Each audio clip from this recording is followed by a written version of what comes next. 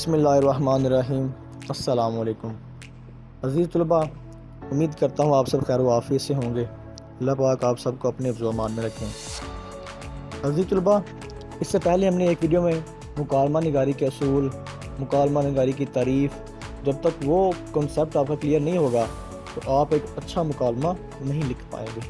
اس video میں نے جماعت نحم کا ایک مکالمہ ہے استاد اور شاگردوں کے درمیان، جس کا موضوع یا جس کا عنوان آپ کہہ لیں تاریخ پاکستان ہے۔ تو وہاں پہ کچھ جو الفاظ ہیں، ورڈنگ ہے، وہ ذرا بچے کہہ رہے تھے مشکل ہے، اس کو کوشش کی گئی ہے آسان ورڈنگ میں کنورٹ کیا جائے۔ تو یہ میں نے ایک مکالمہ لکھا ہے، جو بچے یہ یاد کرنا چاہ رہے ہیں وہ یہ بھی کر لیں تو انشاءاللہ فل مارکس آئیں گے۔ تو چلیں بڑھتے ہیں اپنے مکالمے کی جانب۔ تو بیٹا جیسے کہ پہلے کی طرح کہ آپ نے جو مکالمے کا سوال نمبر ہوگا، کویسچن نمبر، وہ آپ نے ضرور لکھنا ہے، ٹھیک ہے؟ یہ یہاں پہ سوال نمبر 5 فرضی لکھا ہوا ہے، جو آپ کی کویسچن شیٹ کے اوپر ہوگا آپ نے وہی لکھنا ہے۔ اس کے بعد جیسا کہ آج کا جو ہمارا مکالمہ ہے وہ کن کے درمیان ہے جی؟ استاد اور شاگردوں کے درمیان ہے۔ یہ سمجھیں، امیجن کریں کہ استاد صاحب کلاس میں آتے ہیں اور وہ آ کے آج کس موضوع کے اوپر گفتگو کریں گے، لیکچر دیں گے تاریخ پاکستان کے اوپر، اور اس میں کیا ہوگا، ساتھ میں بچے بھی پارٹیسپیٹ کریں گے۔ مکالمہ بیسیکلی 2 فردوں کا ہوتا ہے، لیکچر ایک آدمی دیتا ہے، جبکہ جو مکالمہ ہوتا ہے اس میں سننے والا بھی پارٹیسپیٹ کرتا ہے، یعنی کہ اپنی رائے کا اظہار کرتا ہے، اپنے خیالات کا اظہار کرتا ہے، ٹھیک ہے؟ تو جی مکالمے ہمارے کا عنوان کیا ہے؟ تاریخ پاکستان، ٹھیک ہے جی۔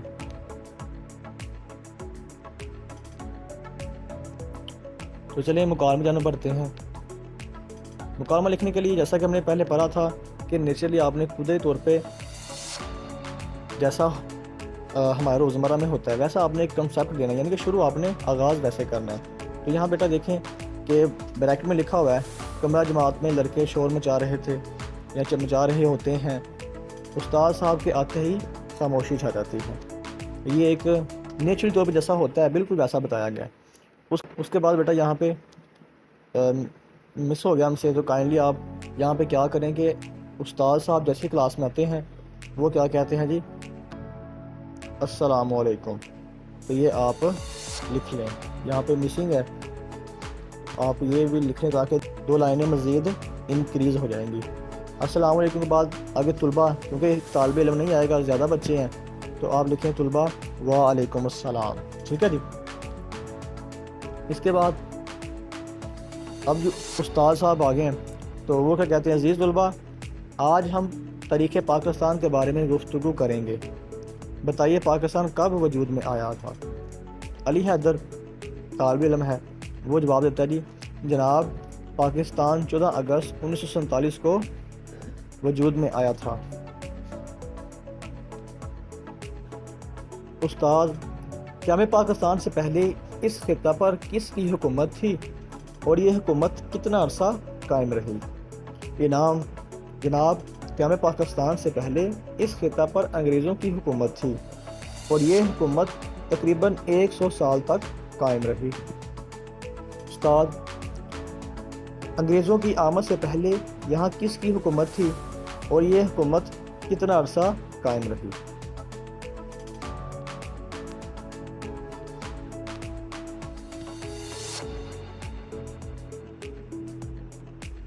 حسیب، جناب انگریزوں کی آمد سے پہلے یہاں مسلمانوں کی حکومت تھی اور یہ حکومت تقریباً 800 سال تک قائم رہی۔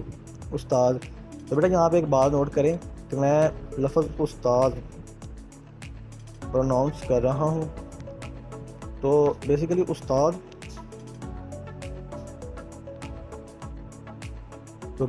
استاد اور استاد میں فرق ہے، جو کہ ہمارے ہاں مسکنسیپٹ ہے۔ اردو میں استاد اس شخصیت کو کہتے ہیں جو آپ کو تعلیم دیتا ہے، ٹھیک ہے؟ جیسے جو آپ کو پڑھاتے ہیں وہ آپ کو کیا کہلائیں گے پھر؟ استاد۔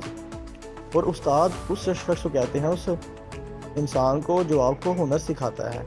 جیسے اگر ٹیکنیکل کالج میں آپ یا کوئی آپ کا بھائی ورک شاپ پر کام کرتا ہے، تو جو انسان اسے کام سکھاتا ہے جو ہنر سکھاتا ہے اس کو کیا کہتا ہے؟ استاد ہی کہتا ہے۔ تو اردو ادب میں یہ ہے کہ جو پڑھاتا ہے اس کو استاذ، اور جو آپ کو ہنر سکھاتا ہے اس کو کیا کہتے ہیں؟ استاد۔ ٹھیک ہے، اس لیے میں استاد پروناؤنس کر رہا ہوں۔ جی، تو استاد، مسلم حکومت پر زوال کیسے آیا؟ حسن، استاد محترم، مسلم حکومت پر اپنوں کی غلطیوں اور غیروں کی سازشوں کی وجہ سے زوال آیا۔ استاد، سب سے پہلے برصغیر پاک و ہند میں اسلامی سلطنت کی بنیاد کس نے رکھی تھی؟ اویس، جناب محمد بن قاسم نے برصغیر میں اسلامی سلطنت کی بنیاد رکھی تھی اور بعد میں آنے والے فاتح ہند کے لیے محمود غزنوی نے راستہ ہموار کیا۔ استاد، سلطان محمود غزنوی نے ہندوستان پر کتنے حملے کیے اور اسلامی حکومت کو کس قدر وسعت دی؟ وسعت کہتے ہیں بڑھایا۔ شجیل، جناب سلطان محمود غزنوی نے ہندوستان پر 17 حملے کیے، پنجاب اور سندھ کو اسلامی حکومت میں شامل کیا۔ استاد، سلطان محمد غوری نے دہلی کو فتح کیا اور اسلامی سلطنت کو وسعت دی۔ آپ یہ بتائیے، یہاں مستقل اسلامی سلطنت کس نے قائم کی؟ عبداللہ، جناب ہندوستان میں مستقل اسلامی سلطنت کا بانی سلطان محمد غوری کا نائب سلطان قطب الدین ایبک تھا، اسی نے ہندوستان میں مستقل اسلامی حکومت قائم کی۔ استاد، کیا آپ بتا سکتے ہیں کہ ہندوستان پر کون کون سے مسلم خاندان حکمران رہے؟ فیضان، جناب ان مسلم خاندانوں میں خاندان غلامہ، خاندان خلجی، خاندان تغلق، خاندان سادات، خاندان لودھی اور سوری خاندان شامل ہیں۔ آگے استاد، مغلیہ خاندان کے بارے میں آپ کیا جانتے ہیں اور اس خاندان کا بانی کون تھا؟ اسد، جناب مغلیہ خاندان کا دور برصغیر کا سنہری دور کہلاتا ہے، اس خاندان کا بانی ظہیر الدین بابر تھا۔ استاد، ہندوستان کا آخری مغل بادشاہ کون تھا؟ زین، جناب ہندوستان کا آخری مغل بادشاہ بہادر شاہ ظفر تھا۔ استاد، ہندوؤں کا رویہ مسلمانوں کے ساتھ کیسا تھا؟ سبحان، جناب ہندو ہمیشہ مسلمانوں کے سخت مخالف اور دشمن رہے ہیں۔ استاد، قائد اعظم کا اصل کارنامہ کیا تھا؟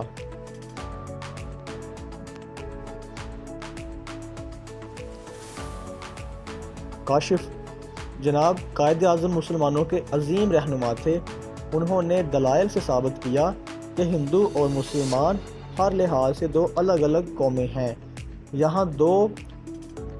یہی دو قومی نظریہ قیام پاکستان کی بنیاد بنا۔ اس طرح قائد اعظم نے علامہ اقبال کے تصور پاکستان کو عملی صورت دے دی۔ استاد، قرارداد پاکستان کب اور کہاں منظور ہوئی؟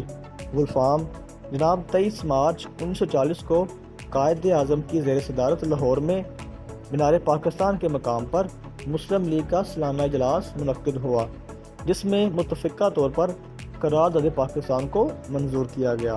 استاد، قیام پاکستان کا اصل مقصد کیا تھا؟ وقار، جناب قیام پاکستان کا اصل مقصد اسلامی حکومت قائم کرنا تھا۔ استاد، پاکستان کے پہلے گورنر جنرل کون تھے؟ منیب، جناب پاکستان کے پہلے گورنر جنرل قائد اعظم محمد علی جناح بھی لکھ سکتے ہیں آپ تھے۔ استاد، پاکستان کے پہلے وزیر اعظم کون تھے؟ احمد، جناب پاکستان کے پہلے وزیر اعظم لیاقت علی خان تھے۔ استاد، شاباش، آپ سب نے درست جوابات دیے۔ اتنے میں اگلے لیکچر کے لیے گھنٹی بجتی ہے، استاد صاحب خدا حافظ کہہ کر چلے جاتے ہیں۔ تو بیٹا یہ تھا ہمارا مکالمہ استاد اور شاگردوں کے درمیان۔ موضوع کیا تھا؟ تاریخ پاکستان۔ امید کرتا ہوں کہ آپ کو سمجھ آ گئی ہوگی۔ آپ اس کو نوٹ کر لیں تاکہ لکھنے میں آسانی ہو، اور اگر اس کے باوجود آپ کا کوئی بھی سوال ہو تو آپ کمنٹس باکس میں پوچھ سکتے ہیں۔ اللہ تعالیٰ آپ کے علم و عمل میں اضافہ فرمائے، آمین۔ دعاؤں میں یاد رکھیے گا۔ ملتے ہیں ایک نئی ویڈیو کے ساتھ، ایک نئے موضوع کے ساتھ، تب تک کے لیے خدا حافظ۔